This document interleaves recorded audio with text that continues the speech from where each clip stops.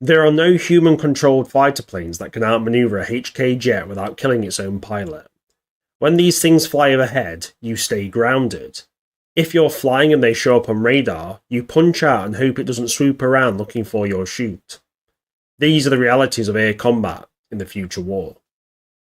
The HK jet, or as it's known to Skynet, the Cyberdyne Systems Series 5 autonomous VTOL interceptor aircraft, was one of the rare machines, as it was built for a very specific job: complete aerial superiority. As Skynet's more known HK aerial VTOLs, even though capable of fighting against helicopters and slower ground attack planes, were not suited to fight air superiority fighters, especially against experienced pilots which could use very unconventional tactics and manoeuvres. The production of fighter jets would have been costly in terms of resources, as they were extremely advanced, and Skynet knew it had to build something so outlandishly powerful that it could outperform anything humanity could muster up. And if Skynet allowed a single plane through its defence network, a single surgical strike could cripple anything from a major factory producing T-800s to hitting Skynet's central core itself. This could not be allowed to happen, and that's why these jets actually became a thing. I will say I know pretty much nothing about aircraft design, and the plane seems very silly, but rule of cool is what matters, and the measurements of the aircraft are 50 metres in length, 12 metres in wingspan, 3.5 metres in height, and its design is rather rounded, like a cross between a modern military aircraft that got combined with a science fiction space fighter craft. Now, something that the HK jet was capable of is an upgrade to transorbital flight, so yes, the sci-fi fighter look makes sense now, because it could go into space to protect Skynet's orbital assets against, well, something in the void that Skynet was fearing, but obviously Skynet was kind of like a paranoid super AI, so this could have been anything from asteroids to aliens. The introduction date for the HK jet is unknown, but I would think it would be more to the mid-future war part, as that's when the Resistance had far more resources and began to really bring the fight to the machines. We also saw the Resistance fielding increased amounts of anti-aircraft weapons, like heavy plasma guns mounted on trucks, to Stinger missile anti-aircraft weapons that could blast HK aerials in a single shot. This showed that Skynet's air force was skewed towards ground support and ground attack, and it had left a major glaring weakness in its military. And even with large amounts of anti-aircraft weapons and batteries to protect its strategic positions, the best way to beat a fighter jet was with your own better version. The specifications for the HK jet aren't fully covered, but from what is official we can presume a fair few things accurately. Now, its maximum speed is Mach 4, which is incredibly fast. It's around 3,096 miles per hour. To put this into perspective, an F-22 Raptor's max speed is Mach 2.5, and an Su-57's max speed is Mach 2. So this would have been the fastest ever combat aircraft ever seen, and it's just leagues ahead of what we even have today. Though humanity does have some unmanned aircraft in our own timeline that can beat the speed of the HK jet, which is just mind-blowing. So the HK jet is massively faster than two of the most advanced jets we field in today's world, and bear in mind, in the original timeline, these fighters would have never even been entered into service, as Judgment Day would have happened, and this would have wiped out the actual prototypes and infrastructure for those planes. So the Resistance would have mainly had access to things like F-18s, F-16s and F-15s. Now these are all very impressive aircraft, but they would have stood no chance against the HK jet. This thing was better in every single way. It was seriously a major leap ahead, above anything that humanity had ever produced. And even in today's standards, the HK jet would have just been god tier amazing. With this impressive speed, we can assume it could not only outpace any human fighter craft, but also outmaneuver them. It also had one other major advantage. It relied on an advanced infantry processor instead of a pilot to fly it. This is basically a super advanced flight computer. This allowed the HK jet to do blistering, risky manoeuvres that would produce very high G-forces, which would cause human pilots to simply pass out. But the machines did not need to worry about such things, and this thing really was a demon in the skies, wiping out planes with near impossible manoeuvres and precision. The advanced infantry processor was also able to analyse massive amounts of data, allowing it to know exactly where it needed to fly, the trajectory of other planes and their weapons, and even though the machines tended to be more predictable than humans, the advanced infantry processor was able to analyse old reports and flight recordings of human pilots from all that were made in history.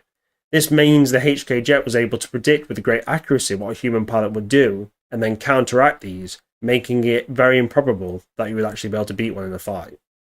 This processor also had good radar and detection capabilities, with a lone HK jet capable of finding enemy aircraft over 100 kilometers away with ease, and if helped by satellites that Skynet had launched or taken control of, this range would be boosted significantly.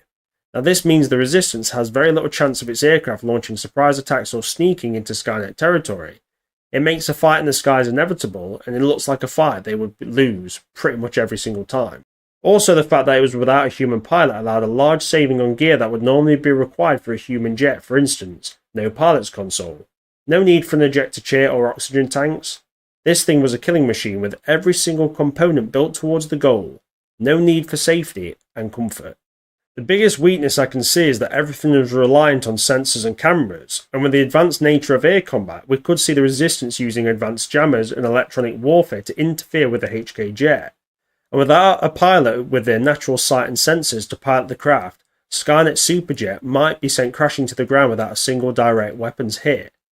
This also opens up for the fear of the technology falling into Resistance hands, and as we have already seen, they are fantastic at reverse engineering weapons and equipment, even surpassing some of Skynet's own creations with human ingenuity. The HK jet is capable of VTOL, which is vertical takeoff and landing if you didn't know that, like all of Skynet's aerial assets. This is a very logical choice, as it means in the absence of proper airfields, as long as you can find a space flat and large enough to field the aircraft, you have a place to land. So refit and repairs could be done anywhere. Now this is very important to Skynet's strategy, because as the future war raged on, humanity got continually better at its hit-and-run guerrilla warfare style of combat, which sapped Skynet of valuable resources and facilities, with airfields and air maintenance capable locations being very high on the Resistance target list. And the HK jet would have needed regular maintenance, as it doesn't matter how advanced the aircraft is, they are very demanding when it comes to being looked after. Now I'm no expert myself on this, but anyone who's worked in aviation, especially in the military, will probably agree. And unless the HK jet was landing at specifically built locations with automated arms and tools to do the maintenance, it would have most likely been done by the humble T-200, which became Skynet's backline master for repairs and infrastructure care. And after maintenance it would need to be rearmed. This leads me to its weapons. We see from the picture of the HK jet that it has a front-mounted dual plasma cannon. This would be used for closer range engagements but not close air support, as these aircrafts were far too valuable to risk getting into ground-based AA range when they had the HK aerials for such tasks. Its other armaments are 6 fairly large-looking missiles, with all 6 being fixed under the aircraft, with 1 at the far end of each wing and 2 either side of where the flight computer is located. It also had a munitions bay that could hold additional missiles, bringing it to a total of 8. These missiles would most likely have been air-to-air, but could be armed with other warheads. These weapons would have had extreme range, probably able to be fired hundreds of miles with advanced targeting, so that no human-piloted aircraft would have any chance of evasion. And these weapons probably used a multitude of tracking types with heat-seeking, radar-guided, and even visual scanners to locate and hit targets, so something as simple as flares would not be able to stop them. Now the plasma cannon may have been able to double up as point defense to engage incoming missiles or rockets, but I think if any enemy weapons got that close to the HK jet, it would be in major trouble. But its armour may help it against lighter weapons. Now with this being a very specialist machine, Skynet would have used its advanced hyper alloys and lightest weight materials available, so we can assume the HK jet would have been able to take light weapons such as small arms, or even maybe a few light plasma shots. But any kind of anti-aircraft weapons such as 20mm autocannons and above would do significant damage, and anti-air missiles would blow it to bits in a single hit. Most likely its best defence is its speed and manoeuvrability, as it's an air superiority jet, and the emphasis is on performance and destroying the enemy's aircraft. It's very much a glass cannon of the skies. We don't see the exact engine layout, but from the pictures we know that it had VTOL capabilities that seem to be located on the aircraft wings, but a main jet engine would most likely be at the back. And to be able to reach speeds of Mach 4, it would have to have been very powerful, as the HK jet isn't small. So even with advanced materials, it's going to carry a fair bit of weight. I imagine something equivalent to an F-18, which weighs around 36,000 pounds when combat ready. And with this powerful engine, you would need a sufficient power source. Like most of Skynet's advanced HKs, it would have been powered by a plasma fusion reactor. This gives it a major advantage of not needing to refuel, so it could technically stay in the skies until it needs maintenance.